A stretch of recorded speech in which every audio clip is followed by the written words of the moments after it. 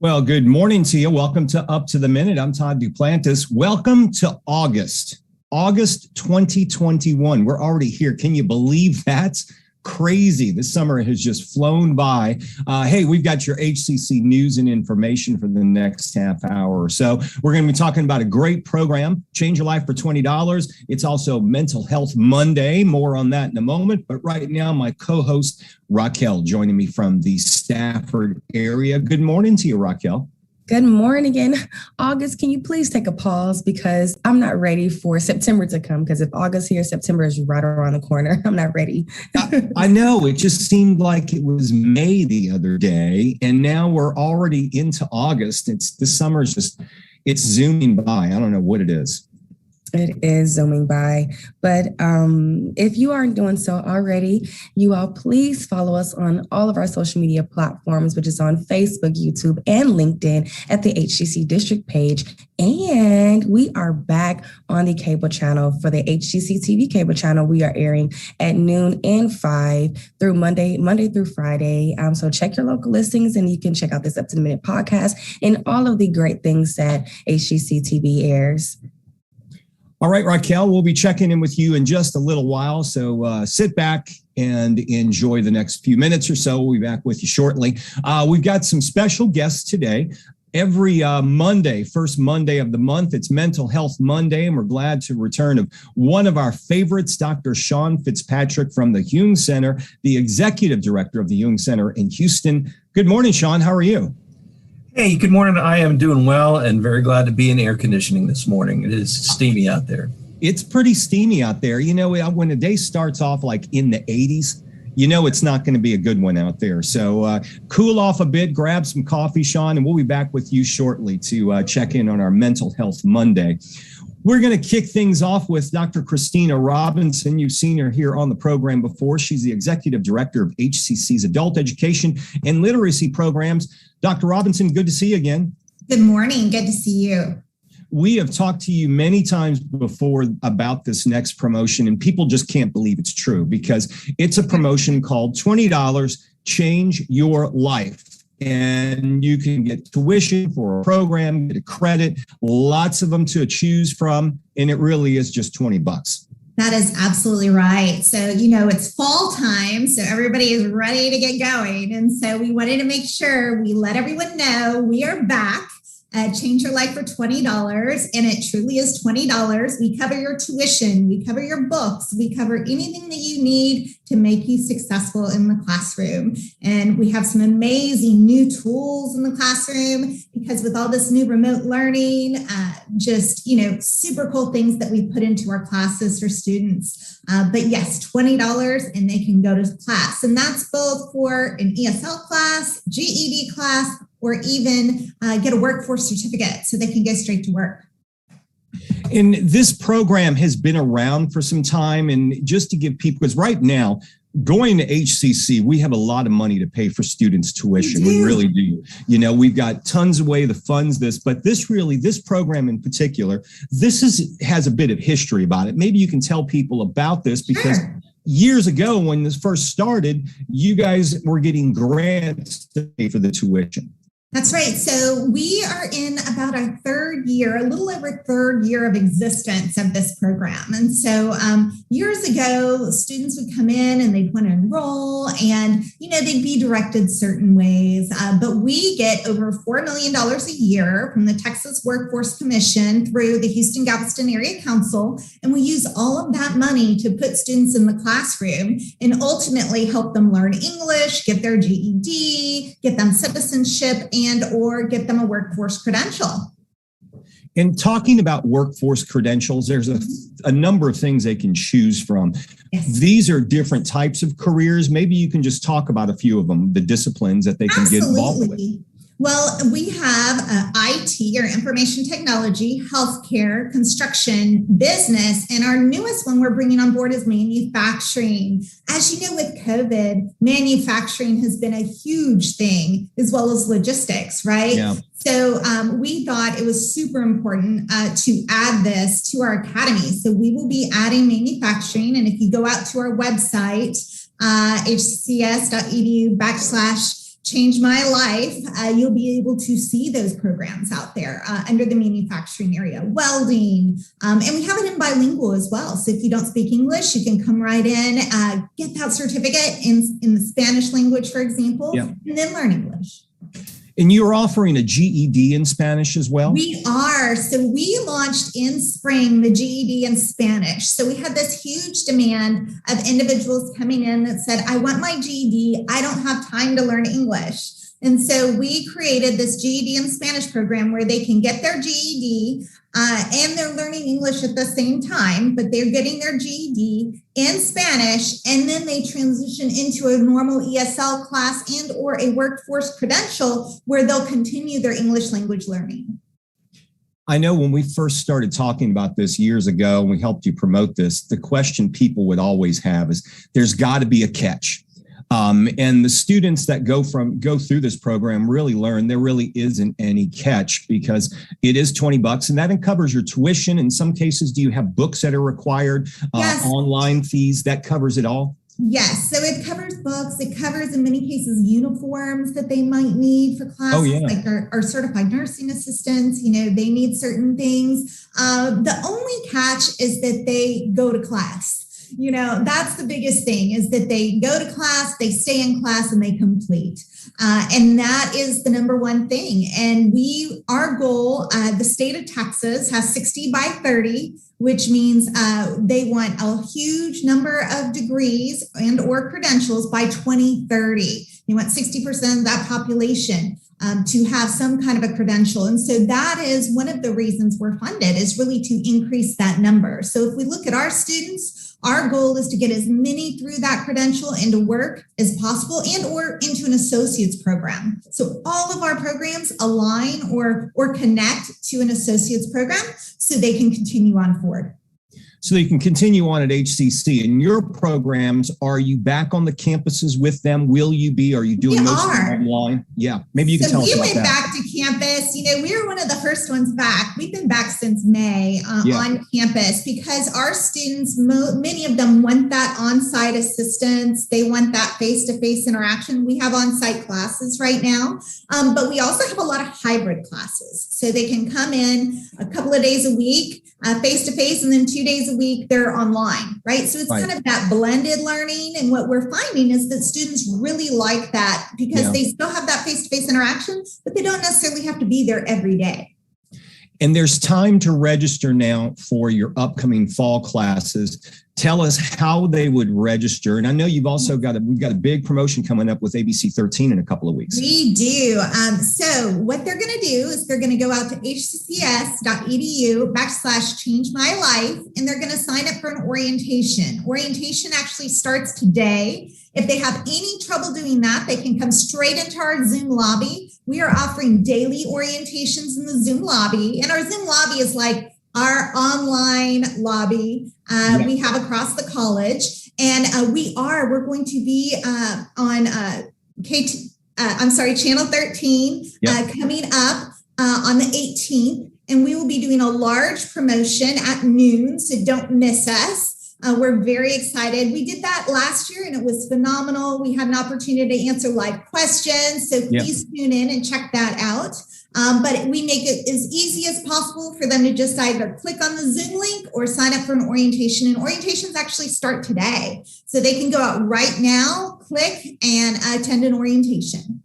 We'll have a link to that, to them. We'll have their link in our social media posts. And don't forget, we're talking certificate programs, healthcare, business technology, IT, manufacturing, construction, many more, between 10 weeks, 2 years long. Get in, get out, get your certification, and get out there to work. That's what we're here for. Dr. Christina Robinson, Executive Director of HCC's Adult Education Literacy Programs. Good luck with the upcoming fall, and we look forward to hearing from you in the future. Thank you so much, Todd. Have a great day. All right, you too. Okay, folks, Mental Health Monday. We all need a little bit of mental health assistance at times. Dr. Sean Fitzpatrick, Executive Director of the Jung Center of Houston, here once again to shed some light on something. Sean, first off, it's good to see you again. Haven't seen you in a while. Yeah. A little vacation in July. It's really good to see you, Todd. Yeah. We're going to talk today about trauma, which a lot of folks may be experiencing in some shape or form. And if you haven't experienced it previously over the last year and a half, you may have some popping up in your life. What is trauma, and how do you know if you've experienced it? Yeah, it's a really good question. The word trauma gets used for lots of different kinds of experiences. Now, I'll give you two definitions, right? So the first definition, and the classical definition within psychology, is that trauma is simply an experience of a threat to life or a threat to our existence in some way. That can be a quote unquote real threat. So there were conditions where we might have lost our lives, or it may just simply be a moment where our body perceives that, right? So it doesn't matter in terms of the effects, whether it was a real threat or it was something that just seemed like it was for a moment. The second definition of trauma, though, which I think is maybe a little bit more helpful, is that it's really a profoundly overwhelming emotional experience. And so when we think about trauma, we're thinking about what happens when our, we would say, maybe higher level ways of processing, thinking, reflecting get knocked offline by an experience that we've had, and we get to a much more primal way of functioning. You might be familiar with the idea of, when there's a threat to life, that we have three basic reactions. We may try to run away. Yeah. Right? We may try to fight if we can't flee, if we can't get away, or we might freeze so that the threat might pass us by. And of course, the animal kingdom, you can see this happening all the time. You talk about the deer in the headlights, right? The deer doesn't, gets stuck in the road. Doesn't seem like a very helpful strategy to us, but on a very, very sort of elemental level, it is, because the threat might pass by, right? Sean, I want to talk a bit about PTSD, and you hear a lot of things, and we've talked about this over the last year, but you hear a lot right now about variants coming in with COVID. Even people who are fully vaccinated are getting COVID, getting sick. And there's talk about masking again. There's some talk about possibly some limited shutdowns in certain areas. Is it normal for people? I mean, a lot of people lost their job over this COVID thing. A lot of people had their hours cut, maybe have been sick or lost loved ones. Is it normal for people to start having PTSD and hearing this in the news again? So that's a great question. And it is, it's a normal reaction to abnormal circumstances. So let me break down PTSD for us quickly. So when we're talking about so that stands for post-traumatic stress disorder. If we were going to use that as a diagnostic label, we would start about 30 days after the experience of trauma. And we're looking for really three kinds of experiences. We're looking for intrusive thoughts or memories. And they could be dreams, like where we just can't help ourselves but think or remember that condition, remember that traumatic experience. The second is avoidance, where we're trying to get away from those kinds of experiences. And actually, drug and alcohol use, substance use can be a form of avoidance. Yeah. And the third symptom is what we call hyperarousal, where we're looking for threats everywhere in the environment. And so when the TV starts to tell us that the Delta variant is distributing through the community, and we are, even if you're vaccinated, you may still catch it, that can be an occasion, one, to remember what happened, other moments of threat in our lives, and two, to get us in this heightened state of alert where no place or nothing we do seems safe. So yeah, it is a very normal reaction. I mean, I should say that we have all been experiencing a threat to life and talking about it for the last 18 months. So that doesn't mean we're all diagnosable with PTSD, but the conditions are there to develop it. Sean, not to switch gears, but I know you were on a panel recently for the Buffalo Museum, Buffalo Soldiers Museum. Maybe you can tell us about that. This was on trauma and creativity. Yeah, it was a really extraordinary event. This happened on Saturday, and I believe it is video archived and will be online on the Buffalo Soldiers National Museum website. The focus was on really understanding what trauma is, and then talking about how we can navigate our path through it using creativity, using creative solutions. It was a part of a series that the Buffalo Soldiers National Museum have been running for some years now called On Military Inspired Art. It was a kickoff event for that. And I was joined by two extraordinary service members, veterans, who told their stories of experiencing trauma in combat and their recovery from that trauma. Are there some ways to keep yourself from experiencing the worst types of trauma? I mean, you talk about hyperarousal and avoidance. Yeah. Okay, I can think of television news right there. That can get hyperarousal going. Avoidance, maybe just not watching it all together or staying out of social media. Are there some tips that you can give people, especially in the times we're living in now? Because it seems like we're not out of this pandemic yet. No, we're not. And, I read, and to add on top of that, of course, I was reading an article today that's from Space City Weather telling us, oh, guess what? It's August 1st. This is when things really heat up for Houston. Hurricane season really heats up. So there are lots of things. There are lots of potential ways that we can get reactivated, right? We can get activated. And my basic advice about this, there's a term that has sort of hit the public consciousness in the last 18 months. It's called doom scrolling, where you just can't stop reading the bad news. You just can't. We've talked about that. I know. Yeah, that was a great term. Yeah, we all love that term. Yeah, it really always comes back to paying attention to what's actually happening to us as we are experiencing our lives.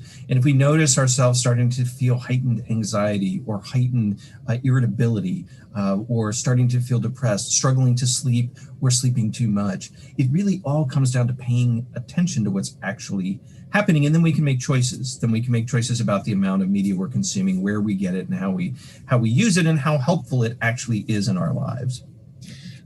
What have you noticed? I know you guys reopened the Jung Center a few months ago. Have you noticed more traffic with people in that area? You guys are in the museum district, and you're right down the street from the Contemporary Arts Museum. And I know the Houston Museum of Natural Science is not far away. Are you noticing more people getting out? And that's one question. Have you noticed in the past couple of weeks, maybe less people? That's a good question. I would say, yes, we definitely have noticed more people getting out. And for us who have been lonely and missed people being in our space and really taking part in what we do in a real time next to each other, it's been such a gift. I can't say that I've seen the attendance going down in the last couple of weeks, but we've made a decision just last week when the most recent stories came out in the Washington Post and the New York Times about the explosive, contagiousness of the Delta variant. We made a decision to make mask wearing required again in our building, and so I expect this is going to continue to ebb and flow as people's experiences of safety and security ebb and flow. For now, we intend to continue to welcome people into our space, to try and balance those needs that we have, our mental health needs that we have, a connection against our physical health needs. If you aren't aware, the Jung Center, as I mentioned, is in the heart of the Montrose area in the Museum District. You can visit Dr. Sean Fitzpatrick there. Sean, we always appreciate you being on the show. You got some great things you talk about to bring to our awareness. We look forward to seeing you next month. Thanks for being here. It's really my pleasure. Look forward to seeing you all next month. Everybody stay cool and safe. That's good. Good advice. All right. Okay, we're going to move on to Raquel. Raquel, I guess it's always good to tune Mental Health Monday. Did you learn anything through that segment there? Yes, I did, and I think it's very important to focus on PTSD because someone may be dealing with it and they not even realize or recognize like, okay, this is what I'm struggling with. And seeking counseling and seeking therapy is good. You know, a lot of individuals have the idea of, oh, you're seeking counseling. You know, our generation has a thing for making fun of someone, but in all actuality, it's necessary. Well, I like what he said about trauma, and trauma it's how perceived by the person. It's kind of like people going, oh, I can't believe you say you're depressed, just snap out of it. Well, it doesn't work that way. You know, it's how it's perceived by the individual. Trauma for you as opposed to trauma for me, two different things, but it doesn't depend on how I perceive it for you. It's how you perceive it for yourself. Correct. And that's one thing I guess we all need to be mindful of when we're dealing with our colleagues, you know, especially ones at HCC who may be a little uneasy, you know, want to wear their masks in their office and things like that. You know, it's recommended, and it's certainly something we should all have open minds towards for each and every one. Okay, let's move on to some news and announcements. Lunch and Learn is going to be happening, I believe. Let's see, is this happening on Wednesday? Why don't you tell us about that? Because this is about something I think all of us hope to reach one day, retirement. Yes. HCC's benefits team is offering 3 informational sessions on retirement savings, you all. National Life Group Balanced Opportunities is presenting essential information on how to develop the habits to get and stay on track for a financially sound retirement. Can I repeat it again? Financially sound retirement will include key information about enrolling in the plan, reviewing allocation options, considering a fixed index annuity with a guaranteed lifetime income rider, and a lot of others. It's happening at 10 a.m. Monday, August 2nd right now. So you may have missed that one, but good news is going on Wednesday at noon. Again, It's Wednesday, August 4th at noon. And again, on August 6th on Friday at 2 p.m. Registration is required. So please check your emails and use your own HCC email when registering. HCC is continuing with virtual coffee breaks. Grab a cup of coffee with coworkers and Janet May, our Chief Human Resources Officer, to continue chatting and adapting to our current reality, where we are right now, current reality, still going on. 11 a.m. Tuesday, August 3rd, Dr. Timothy Snyder, he's the Associate Vice Chancellor of Teaching and Learning Innovation. He will be her guest. You can check your emails to register. Just search coffee breaks. We had a guest on last week talking about the MBDA subs and sandwiches, and that's happening in a couple of weeks on a Wednesday.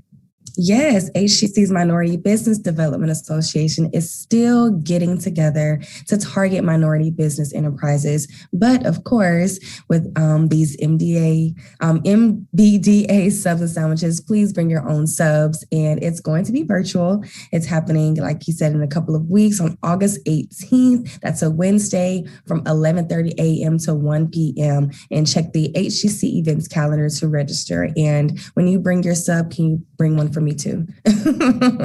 There you go. You know, we were talking with Dr. Sean Fitzpatrick earlier, and the Jung Center is located in the Museum District. Another long-standing museum there, the Holocaust Museum of Houston, is having an exhibition right now with 2 HCC artists that are featured. Angel Castellan, I hope I said the name right, and recent graduate Jacques Garcia are both in the show. Also, HCC honors graduate Gabriela Magana curated the exhibition. It's an HCC event, more or less. So check it out. It's going on now through September 2021. Okay, we've been talking about lots of money available for students who enroll in the fall. We're talking about life-changing funding sources that could pay for all of your tuition. Higher Education Relief Fund, better known as HERF, they're rolling out $59 million to support our students. But the catch is you have to enroll in the fall. Fall students enrolled can get help with the cost of tuition, fees, books, supplies, housing, food, transportation, childcare, healthcare. It will help you going to school. Pay for all your tuition. this is really some great stuff going on. And we also have a PepsiCo sponsorship as well, Raquel. Yes. And it's so cool because I recently did an interview with Philip Williams, and he's a part of the PepsiCo Foundation. So I learned a lot about that while I was interviewing with him. HCC just got a lift with fresh funding, $600,000 from the PepsiCo Foundation for HCC Southwest to offer a broad range of technical education and training for African American and Hispanic students. This provides quality education and workforce pathways toward an industry recognized credential to obtain jobs with livable and sustainable wages in high growth and high demand fields. And don't miss out on this chance of a lifetime. And you can contact anyone in this department at hccs.edu/uplift. And if you don't mind me saying, Todd, before we move on to the next one, speaking of uplifting and going back to Gabriella, who created the exhibition, I really love the fact that even though students, graduate and receive their degree from HCC, there are still opportunities that are there that they're presented with to continue on with their education. That honestly, to be honest, going to a 4-year college, I don't know if they would have been able to hop in a museum to curate an event that fast. Yeah, I mean, not to knock the 4-year colleges, they're certain incredible institutions, but you don't seem to get the personalized approach you get at HCC. I mean, Gabriella is a fine example. She, the reason she was a guest on our show, and we learned more about this, is she sent an email to Dr. Cheryl Peters, who's over the Honors College, thanking her, saying, hey, look, I'm doing some great stuff right now. I appreciate you guys guiding me while I was at HCC. She's been out of HCC since like 2016. Wow. She's about to graduate from U of H in the master's program. So, she's been long gone from HCC, but she still thinks back at her time because she says that shaped the direction she was going, especially with what she's doing now with curating museums. It's an incredible thing. If you want to get your start at HCC, now's the time to do so. You can enroll for the fall. That's right. Fall enrollment is underway. And as we mentioned, we've got lots of funding sources to pay for all of your college. You just have to enroll. Go to hccs.edu/now. In-person classes, they're happening again, and we'll have more of them in the fall. Go and enroll today. All right. So, Raquel, you won't be here tomorrow, but we got a couple of guests coming up. Yes, of course. It's Tasty Tuesday when we welcome the executive chef of Yellow Banh Mi Yellow Banh Mi Artisans, who has been nominated as the 2021 Rising Star for the Culture Map Tastemaker Awards, which that is exciting. And maybe the reason for that is because of its Vietnamese sandwich she will prepare for us. So that's exciting. Allison Cook of the Houston Chronicle said it made her leap out of her chair. So I need to get a taste of that. Wow. Honestly. That sounds great. Yeah, I'm always good for a banh mi. They're great sandwiches. Okay. We'll also talk to some students who completed the 2021 ERP Sim Lab competition. What is that? Learn more about it tomorrow. Students will be here and they'll talk about how they really excelled at this. So we'll learn more about that tomorrow. Okay, so I'm going to take off the rest of the week. Dr. Tony will be in doing the show for the rest of the week. Raquel, you'll be back next week, or are you starting your new schedule next week? I believe I'm starting my new schedule next week. Okay. So you'll be joining us another day of the week to be determined. Okay. Yes, but Dr. Tony back tomorrow. I'll be back next Monday for Up to the Minute. Have a great week. Tomorrow we're back live, 10 a.m. right here for Up to the Minute.